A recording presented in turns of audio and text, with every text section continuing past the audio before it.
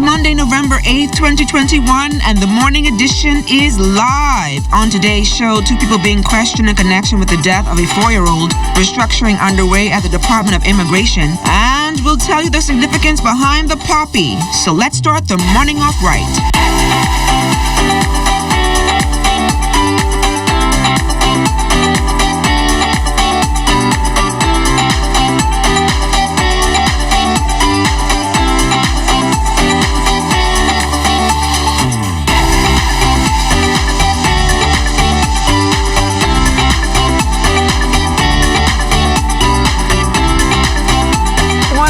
Welcome to the morning edition. I'm LaDawn Davis. And I'm Desmond Saunders. It's a beautiful Monday. I had to pull up my trench coat. It's cold outside. It's very, very cold outside. I know meteorologist predicted that we're going to have some cold fronts coming in soon. I guess it's started from yesterday. My kind of weather. You love this kind of weather? Yeah, man. Take out all the blankets, all those nice jackets, and I'm glad for an extra hour.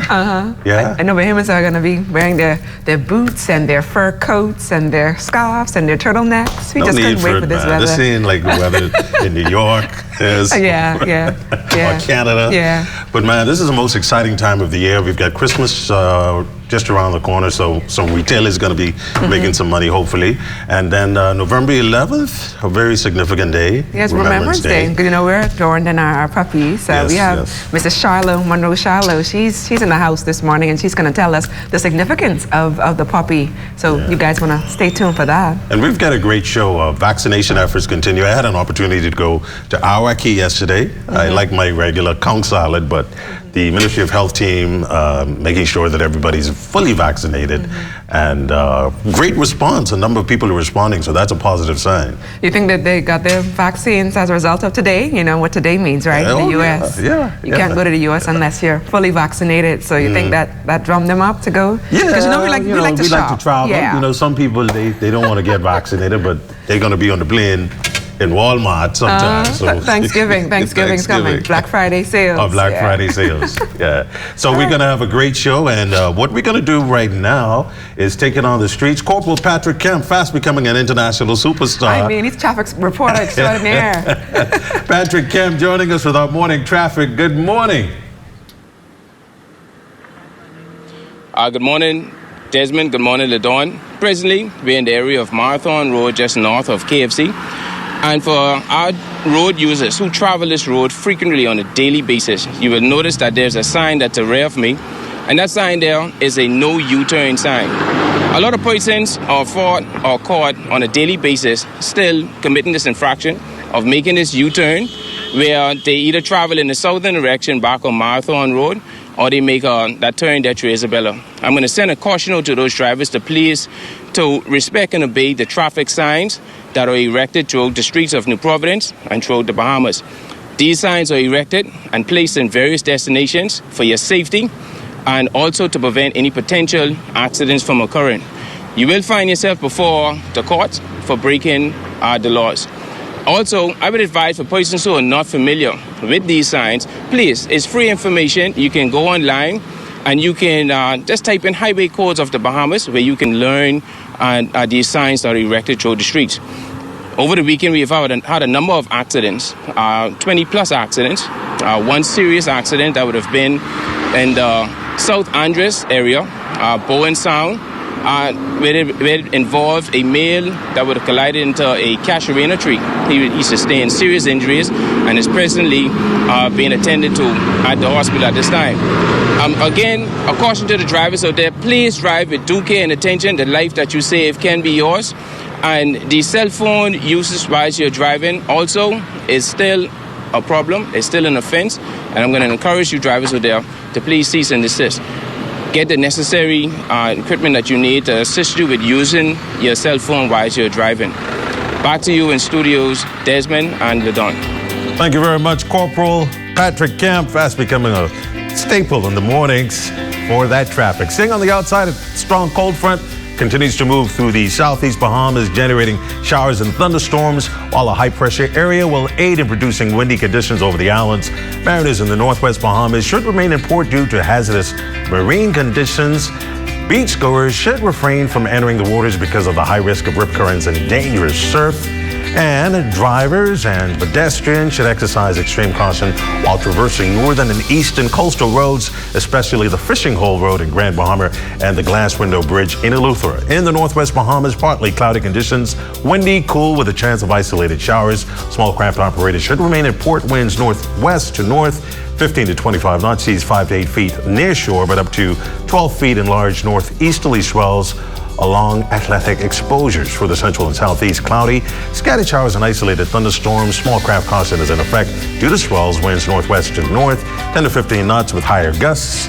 Seas 2 to 4 feet near shore, but up to 6 feet in moderate northerly swells along Atlantic exposures. The daytime high 79 degrees Fahrenheit, 26 degrees Celsius, and the overnight low temperature 66 degrees Fahrenheit, 19 degrees Celsius. Extended forecast for you, looking pretty good. Partly sunny conditions Tuesday with a high of 82. Wednesday, breezy in the morning, 83 degrees. Thursday, Friday, Saturday, wrapping up to be a pretty good weather picture for you right there.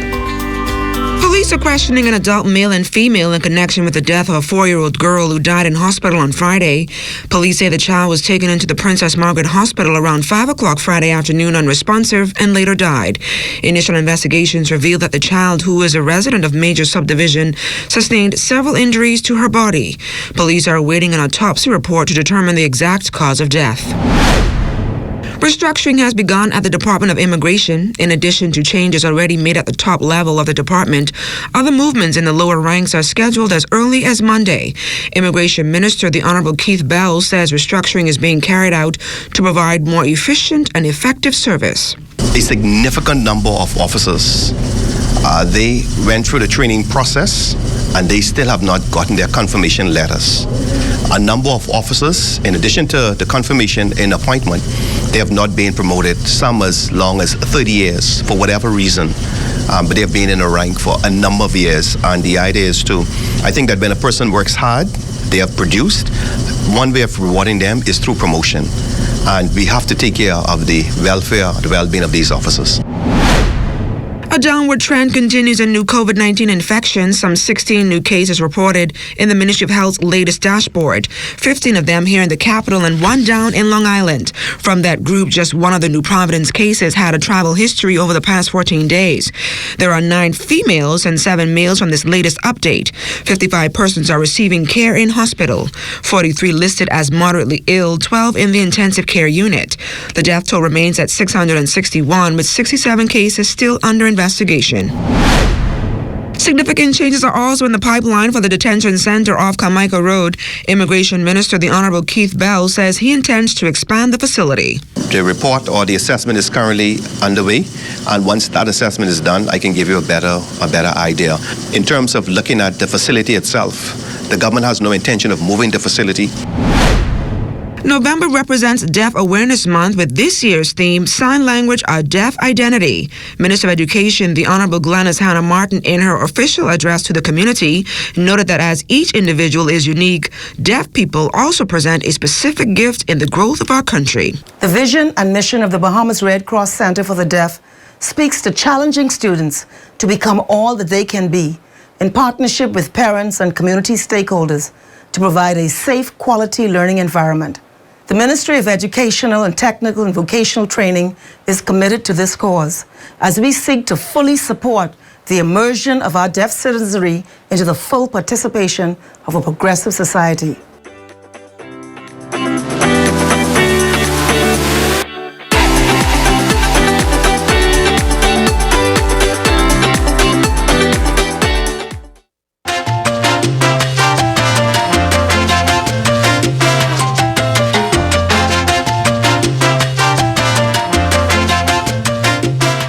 You should see this cute little honey of a poodle like dating now, you know.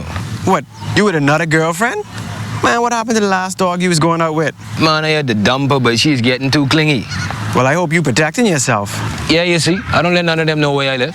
No, man, I don't mean so they don't find you. I mean getting yourself neutered so you don't have a little bunch of spots running all around. Man, I ain't worry about that. I is man. I know what I doing.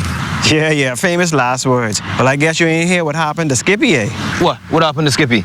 Well, let's just say he ain't skipping around no more. He ain't get himself neutered. Now he in the doghouse with a wife and 9 puppies. Man, I gotta get myself neutered, but you know I like to run free. Wait, ain't that your old girlfriend Fifi coming behind you? Keep the stray dog population down in the Bahamas. Make sure your dog has been spayed or neutered. Let's make it Bahamian to be humane. This message has been brought to you by the Bahamas Humane Society and the Broadcasting Corporation of the Bahamas.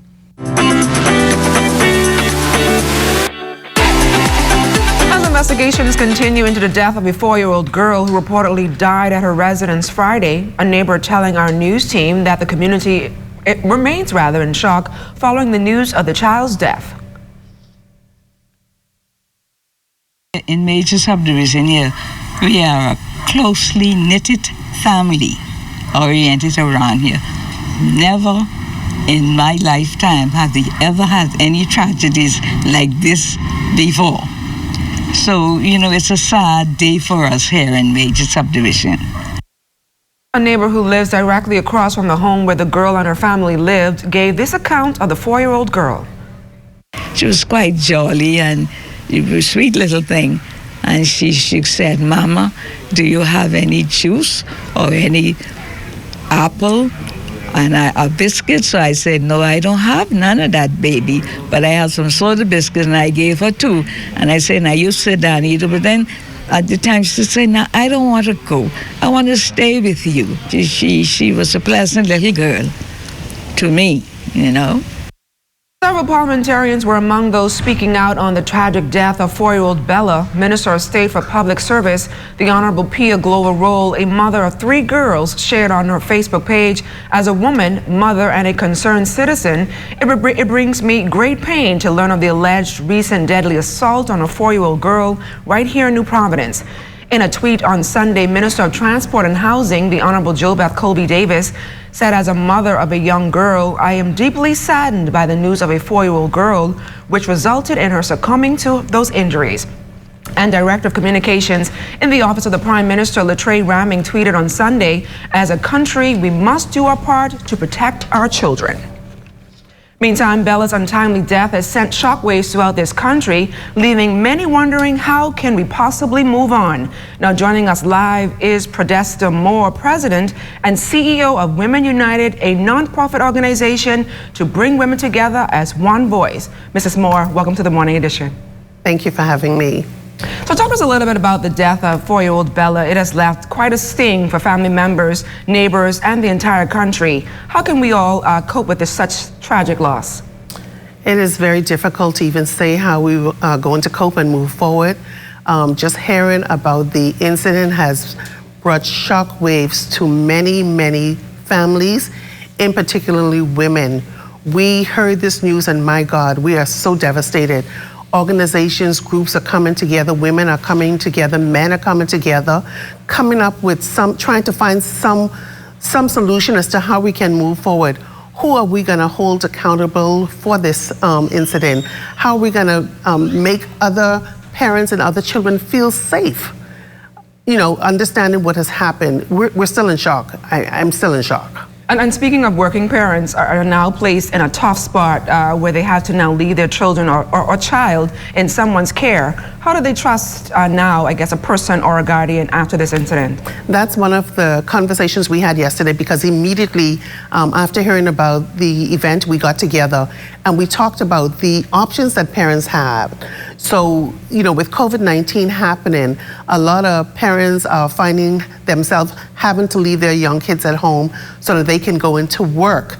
And there must be solutions. We have to figure out some childcare options. We have to get together and galvanize the community, whether it's the church, the community centers, we have the libraries, we have all of these different avenues. We have the NGOs that can come together, but we must find solutions. We can't just depend on the government to find the solutions.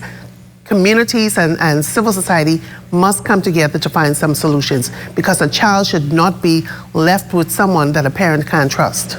And speaking of trust, what are some of the signs parents should look out for? Man, we know the signs. I don't understand. I know we can't talk about the situation that happened, but there are so many signs that's out there, that's mental health issues that's going on, the child's crying. Look for those signs. Look for signs that we understand. You should know your children. You should know when something is going wrong. You should know the people that you're leaving your children with. Do some background checks. Call the police department and have them do a background check on these individuals. Don't trust anyone with your little children. It's very hard. Even in the daycare center sometimes, you have to make sure that the people that you're leaving your children with are trustworthy. And you know, we have people walking around the streets all day with mental health issues. Do an assessment. Get to know who these people are that's you know, interacting with your children. It's very important.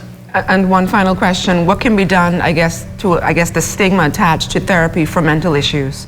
Well, if you understand now what's happening, this is a common issue where mental health now is on the forefront. We just came out of a training just on Saturday when we got the news with the Red Cross for psychosocial support, first aid for psychosocial. So there are so many options out there that people can turn to. Don't wait until you get to the point where you can't handle your situation. Mental health now, even celebrities are coming forward and talking about their mental health issue. It should no longer be a stigma.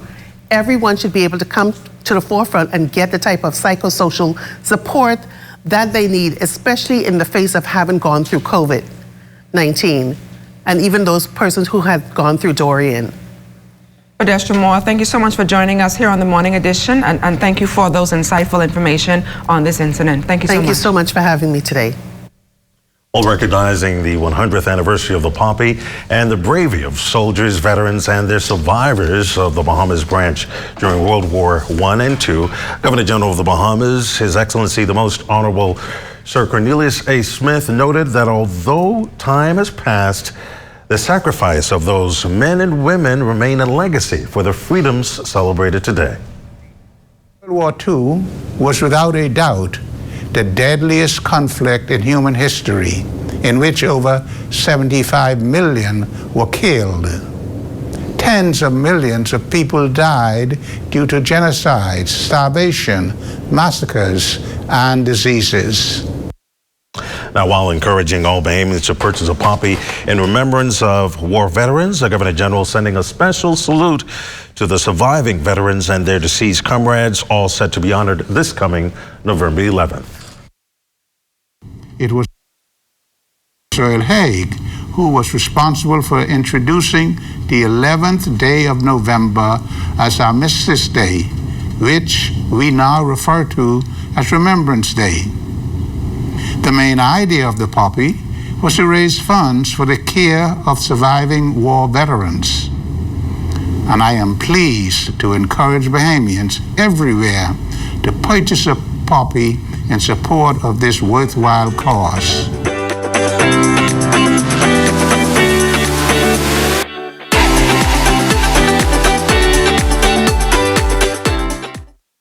The Ministry of Health wishes to advise members of the public that prevention is key during this flu season. Practicing good cough hygiene can make the difference between you and your loved ones getting the flu or spreading the influenza virus. Good cough hygiene habits include covering your mouth and nose with a tissue when coughing or sneezing, and proper disposal of the tissue in a trash bin. Coughing or sneezing into your upper sleeve near your inner elbow and not your hands when a tissue is not available. Avoiding the use of handkerchiefs and towels as they hold germs, becoming a nest for the virus.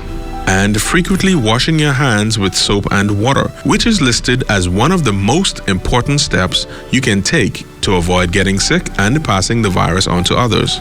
If you have any questions about how to practice good cough hygiene to avoid catching or spreading the flu, contact your nearest community clinic or the Health Education Division at the Ministry of Health. This message is brought to you by the Ministry of Health in partnership with the Public Hospitals Authority. Nobody wants to get HIV, but if you do, it's not the end of the world. Being diagnosed early gives you a chance of living a long and healthy life. Testing is the only way to know for sure if you have HIV, and knowing your status means that you can protect yourself and your sexual partners. Getting an HIV test is quick, easy, free, and your results are 100% confidential. Get tested and know your status. What I love most about working for the Bahamas tonight is that we don't only focus on New Providence. We cover the entire Bahamas. We have a team here in the Northern Bahamas that is ready to bring you the stories, the people, and the news that matter to you. From point A to Z, from covering hurricanes to elections and everything in between.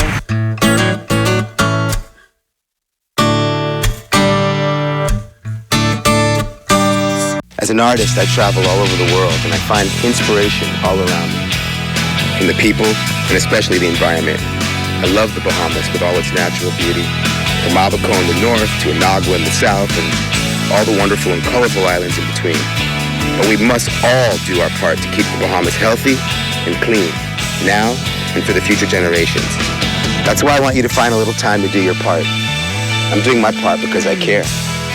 Do you?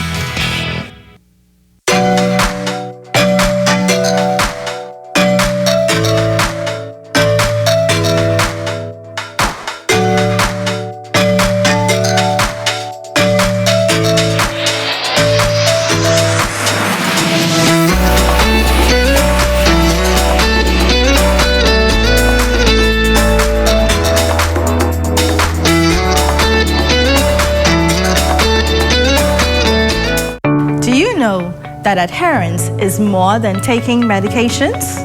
It calls to you to stick to the medical regimen as prescribed by your healthcare provider. Please keep your lab appointments, as these determine the effects medications are having on your body. Follow-up doctor's appointments are necessary, as this is the time when the doctor performs a physical examination and discusses any test results and any concerns or issues you may have with your course of treatment. Sticking to prescribed diet and exercise regimens can improve medication effectiveness and contributes to overall health and well-being. Make a commitment today to be adherent to your medication regimen and practice healthy living. This message has been brought to you by the Bahamas AIDS Foundation with funding provided by PEPFAR, USAID Local Capacity Initiative Small Grant.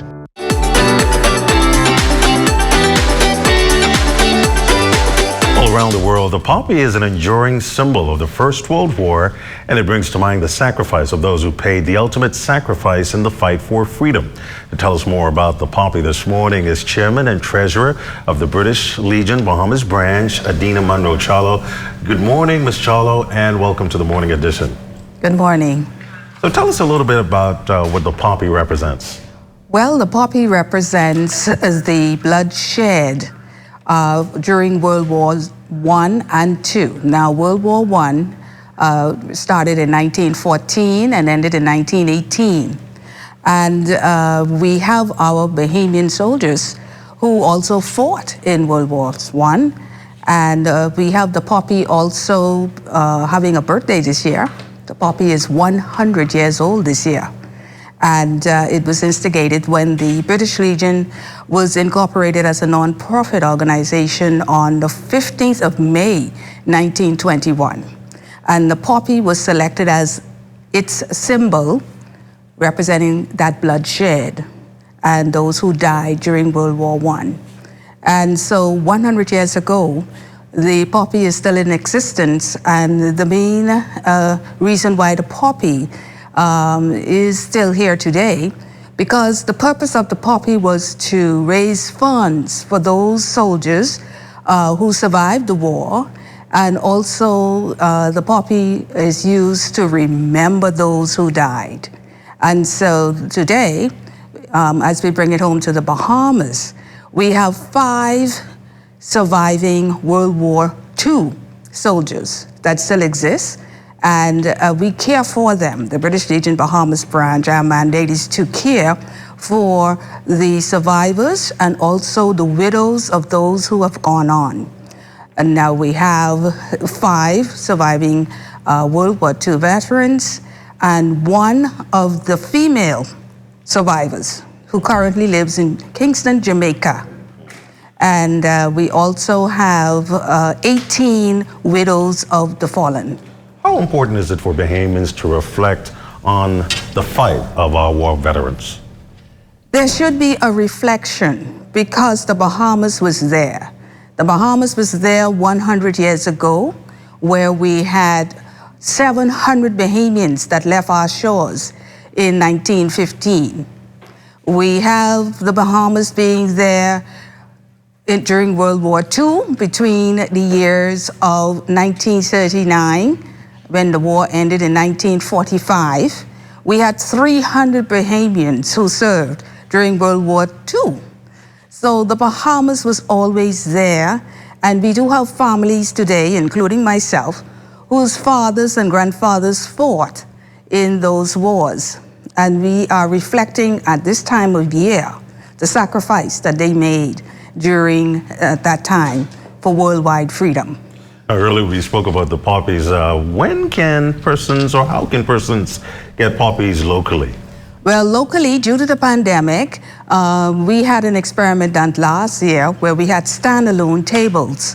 And this is very successful. We have poppies at Solomon's Fresh Markets, Old Fort Bay, and Solomon's Fresh Markets in Yamacraw. We have Super Value, Cable Beach Shopping Center, Super Quality Markets, Sea Grapes Shopping Center. All of the Lowe's pharmacies, you can see poppies, Prescription Pharmacy, and of course, we have already distributed to all of our churches. And briefly, November 11th, very significant time. Just give us an idea of what's going to take place.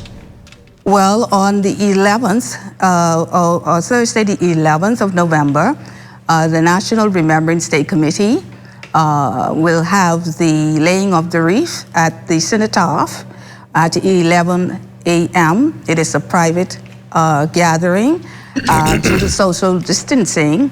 We are asking the public to watch it live on ZNS TV 13. And so that's this coming Thursday, the 11th of November at 11 a.m. Sabo, thank you so much for joining us on the Morning Edition, and all the best to you as we continue to pay homage to our veterans. Thank you. And as we head to the break, we take a look back at today in Bahamian history. On November 8, 1959, capacity audience was handed at the British Colonial Hotel for the first of 3 telecasts of NBC's celebrated Jack Pierre show. Entertainer for the big event includes Peanuts Taylor, Richie Delamore, and the steel band from the Buena Vista Hotel. Also on November 8, 1968, British Eagle Airlines went into liquidation, dashing all hopes of a competitive fare from Nassau to Luxembourg.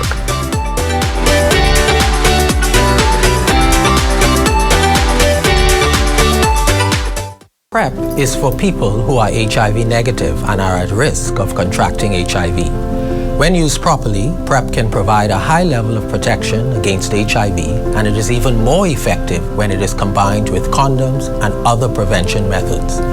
PrEP has been revolutionary for HIV prevention, but not enough people know about it. It is important to spread the word about PrEP and encourage people to have this conversation with their healthcare provider. For more information about PrEP, contact the Bahamas National AIDS Program at 242-604-9060. Get informed. Make the right choice for you.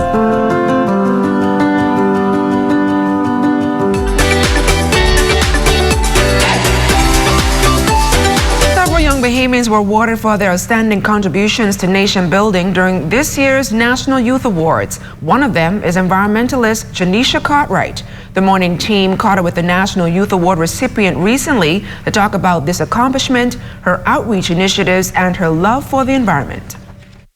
It's so important to engage youth in environmental stewardship and awareness, and I'm just really grateful for that. Education Officer at the Bahamas National Trust, Janisha Cartwright, is beaming with pride after walking away with an award millennials across this country could only dream of. The 24-year-old budding environmentalist walked away with the Prime Minister's Cup at this year's National Youth Awards.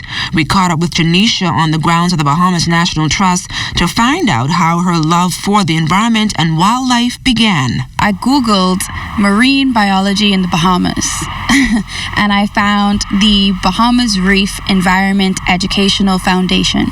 They had a scholarship in partnership with the Island School called the Best Scholar Program. And so I attempted to apply, but I had missed the deadline and I was too old for it. And so they told me, you know, we have volunteer opportunities. You can come down and get involved. And so I went there and I volunteered for about 2 months.